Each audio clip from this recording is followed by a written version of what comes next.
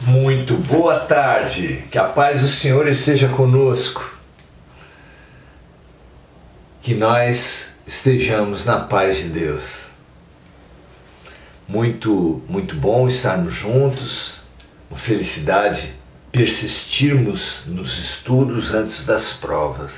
É a coisa mais lúcida a fazer, desde a escola, mas até espiritualmente também. Temos passado e iremos passar por provas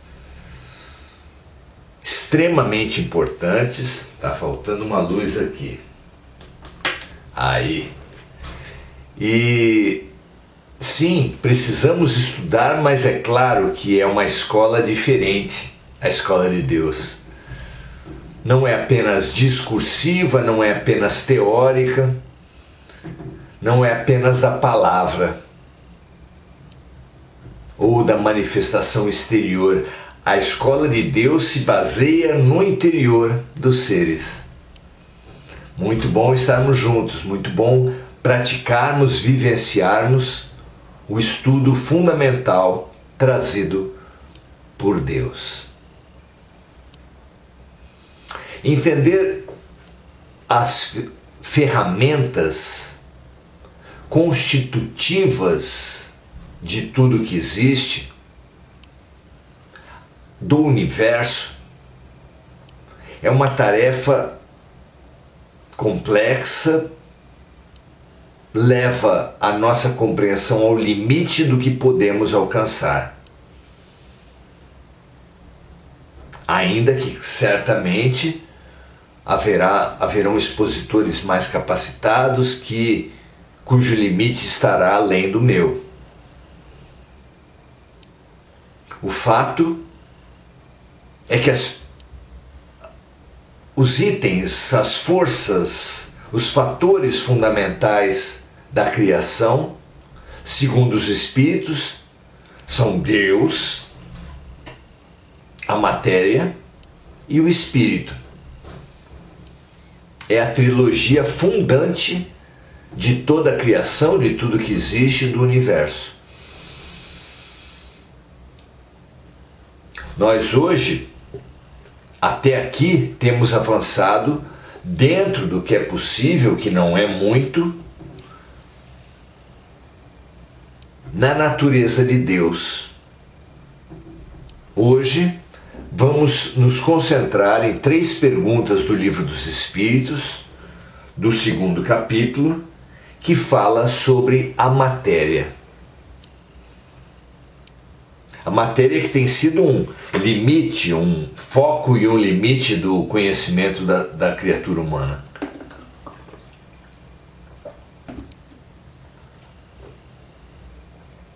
Foco, porque vivemos na matéria como se essa fosse a grande realidade de tudo que existe, a única realidade, a exclusiva realidade da vida. Acreditamos, vivemos, focamos, nos escravizamos nas manifestações materiais das energias, das forças do universo, quando elas são apenas uma parte de tudo que existe. Vamos analisar então as perguntas que Kardec fez do número 21 a 22A. São 3 perguntas sobre o que vem a ser a matéria. Parece desnecessário estudar a matéria, já que a matéria para nós parece óbvia, parece ser a realidade óbvia da vida. Mas não é bem assim. A ciência modernamente vem falando que a matéria é uma energia em estado condensado e que a energia é uma matéria em estado radiante, que tudo, portanto, é matéria. Mas é claro que esse tudo de que falam alguns cientistas é o tudo que nós conseguimos abarcar com a nossa compreensão. Nem poderia ser diferente. O nosso tudo, o nosso universo, a nossa realidade é aquilo que a nossa mente consegue dar conta neste momento. Então as perguntas avançam no seguinte sentido. Assim como Deus, a matéria existe desde toda a eternidade? Ou foi criada por Ele em determinado instante? Vejam, meus amigos, as questões essenciais da vida, Deus, matéria, espírito, são tão complexas que os próprios espíritos de luz têm dificuldade em responder. Vejamos qual foi a resposta. Somente Deus o sabe. Kardec conseguiu colocar as perguntas num limite que extrapolou o conhecimento auferido pelos espíritos iluminados. Perguntou Kardec se a matéria existe desde toda a eternidade ou se foi criada por Deus em um certo instante, obtendo como resposta que só Deus o sabe. Entretanto, existe uma coisa que o homem deve compreender. É que Deus, modelo de amor e caridade, jamais esteve inativo. Aí, quando Kardec pergunta, situa a sua pergunta no contexto da eternidade, introduz o fator tempo na compreensão. E o fator tempo é um fator problemático para quem investiga as questões da eternidade, do infinito. O fator tempo é muito problemático. Dizem os espíritos de luz, perguntados por Kardec, que Deus jamais esteve inativo, complementando, por mais distante que se consiga imaginar o início de sua ação, será que é possível imaginá-lo a Deus um segundo sequer na ociosidade? Jesus aponta: meu Pai trabalha até hoje e eu trabalho também. E o trabalho de Deus, assim como de seus prepostos, é o trabalho da criação, da criatividade, do engendramento de novas realidades. Então, em primeiro lugar, ao tratar desses temas, precisamos perceber o quanto eles nos situam no limite do que nós podemos compreender. Em segundo lugar, a pergunta especificamente situa a matéria no tempo.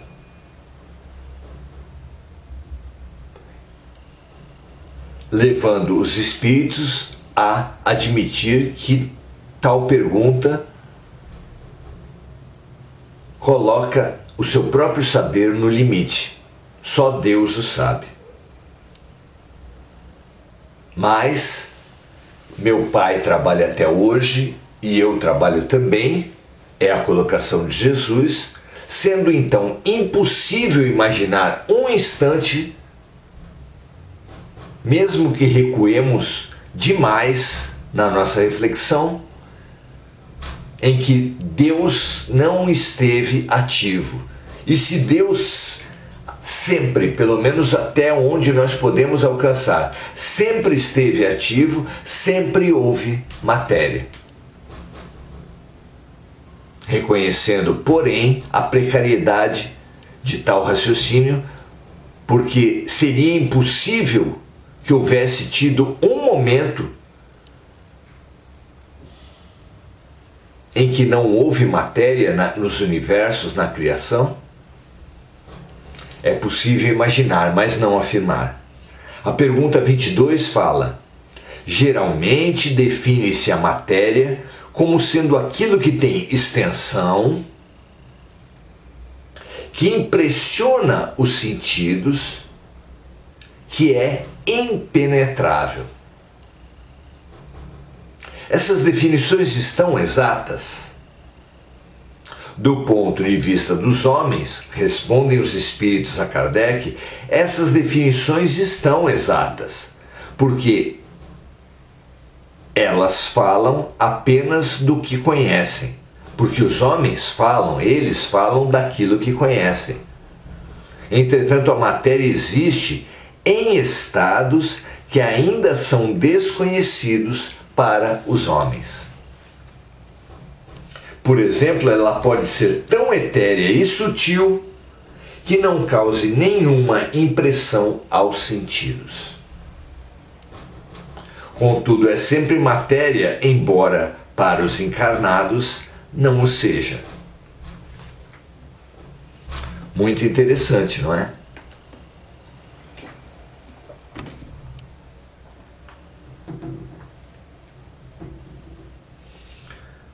E a pergunta 22A, que complementa essa anterior, diz assim: sendo assim, que definição os espíritos dão para a matéria? A matéria é o elemento que prende o espírito ao mundo físico. É o instrumento que ele utiliza para se manifestar e exercer a sua ação no mundo material. Tem ainda o comentário de Kardec.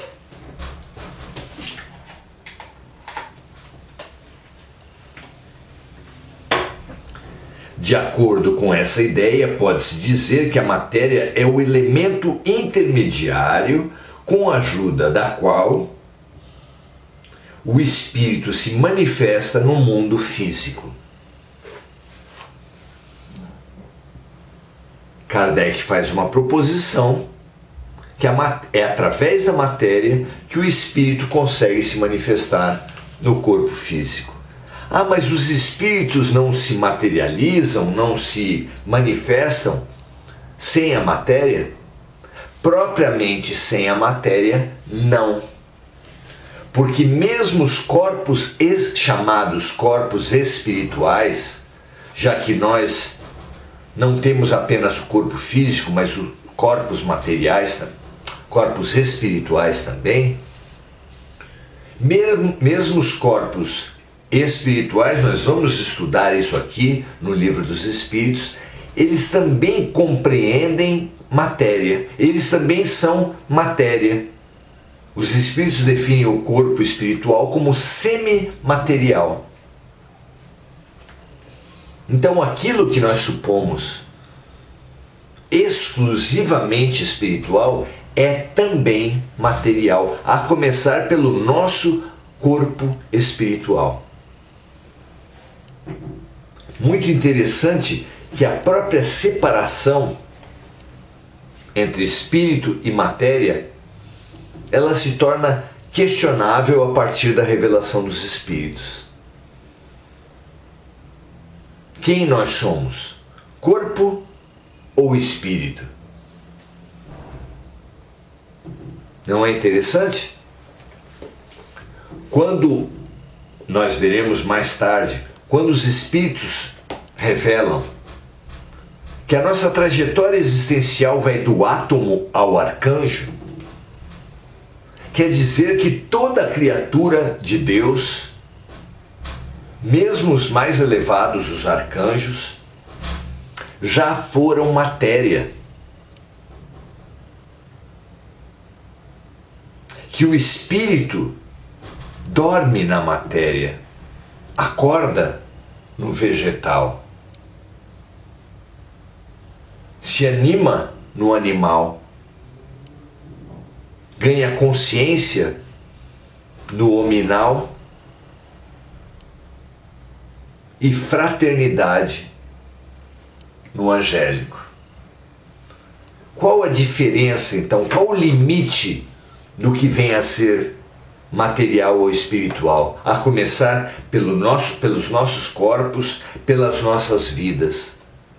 Todos nós já fomos átomos. Todos nós seremos arcanjos.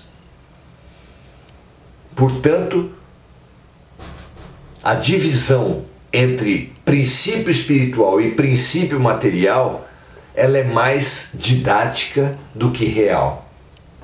No fundo, tudo que existe é princípio espiritual e é também princípio material.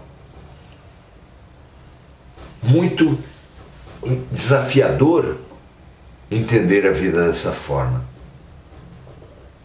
não é? Precisamos aprimorar nosso entendimento, expandir o conceito de matéria, aprofundar o próprio conceito de espírito, para podermos ter alguma aproximação com a realidade revelada pelos espíritos. Somos, na verdade, um amálgama, uma junção entre espírito e matéria, como os nossos corpos são uma união entre o princípio masculino e o feminino. A verdade é que todos nós já fomos apenas átomo num corpo material. E todos nós seremos espíritos num corpo espiritual. Mas nessa terceira pergunta, na 22A, a matéria é situada como um instrumento que o espírito se utiliza para se manifestar e exercer sua ação no mundo material. É como se a matéria fosse uma roupa de mergulho, um escafandro ou um traje espacial. O espírito precisa se manifestar num corpo, num mundo físico,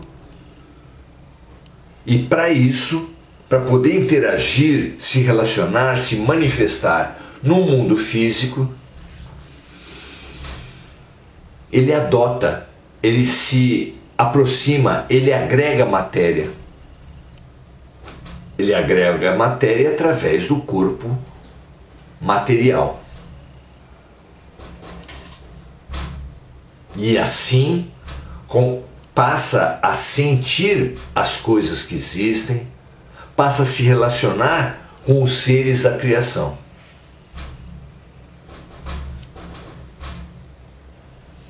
Na observação, nesse livro aqui, nessa versão de O Livro dos Espíritos, os autores colocam assim: hoje sabemos que existem inúmeros planos para a manifestação dos espíritos. Umbral grosso, umbral médio, a vibração das colônias, depois as vibrações superiores. Há diversos graus para a manifestação dos espíritos. Desde o mundo material até os planos muito etéreos, que escapam à nossa compreensão, cada plano possui um tipo de matéria que é compreensível com as condições da vida daquele plano. Então vamos ler de novo. Cada plano possui um tipo de matéria que é compatível com as condições de vida daquele plano, fazendo com que seres mais primitivos não consigam ver matéria, não consigam admitir matéria em outros planos, porque extrapola a sua vivência e o seu próprio conceito de matéria. Mas há um princípio material e um princípio espiritual, e eles se mesclam ao longo de toda a criação. Porque no átomo há um princípio espiritual e há também, é claro, uma roupagem material. Situações que inundam, que compõem, que agregam todos os corpos, todos os seres. Porque os seres que se manifestam na matéria, pelo menos, eles são espíritos recobertos de um corpo material. E assim é com toda a criação de Deus.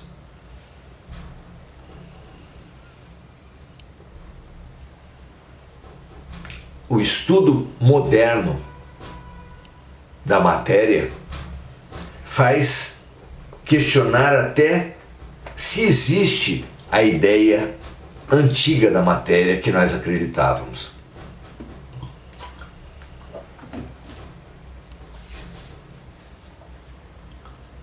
Porque o campo eletrônico, a eletricidade, se baseia, se conceitua pelo movimento dos elétrons, o movimento dos átomos. A energia é também matéria, ainda que seja imperceptível aos sentidos, na radioatividade, nas ondas eletromagnéticas, ela continua sendo matéria. A luz do Sol se expressa através de fótons, que são átomos próprios da luz. Ou seja, podemos dizer, sem medo de errar, tudo que existe, pelo menos tudo que nós alcançamos compreender, é matéria.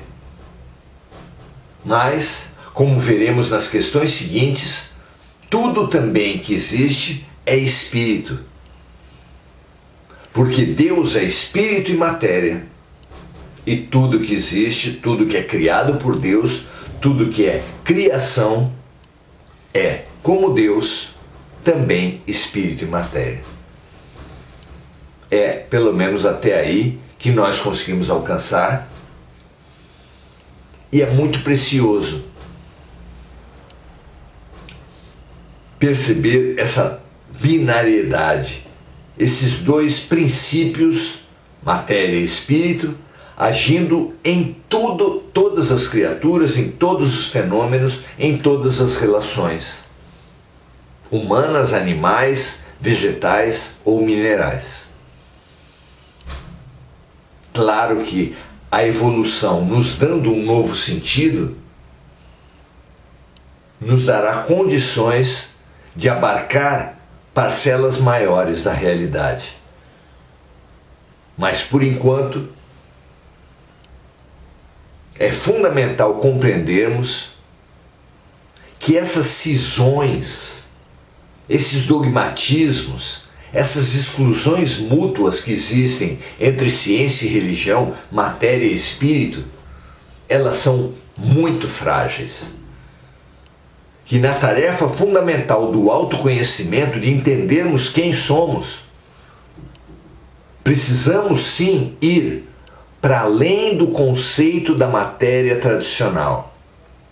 Mas precisamos também avançar para além do conceito do Espírito como uma chama pura de Deus. Tudo que conhecemos, pelo menos até onde conhecemos, é uma mescla, é uma fusão dos princípios material e espiritual. Deixemos os dogmatismos da ciência moderna, do espiritualismo tradicional, para, através de uma fé raciocinada, entendermos que em tudo e por tudo encontraremos espírito e matéria, e que essa compreensão, essa fusão que dá origem a tudo que existe, precisa ser compreendida para nos remeter, para nos impulsionar à religação, à unidade de tudo que existe, ao Deus que concentra em suas mãos, em sua natureza, toda a ideia mais profunda, mais essencial de espírito e matéria. Que assim seja, que a gente tenha conseguido avançar e estimular cada um, em algum grau, para suas próprias pesquisas, para que realizemos e continuemos avançando dentro do que nos for possível, frente aos elementos constitutivos do universo, constitutivos de tudo que existe, constitutivos da nossa própria natureza, desde a mais superficial, o corpo, até a mais espiritual, a alma. Somos e seremos, talvez por toda a eternidade, matéria e espírito. Liguemos,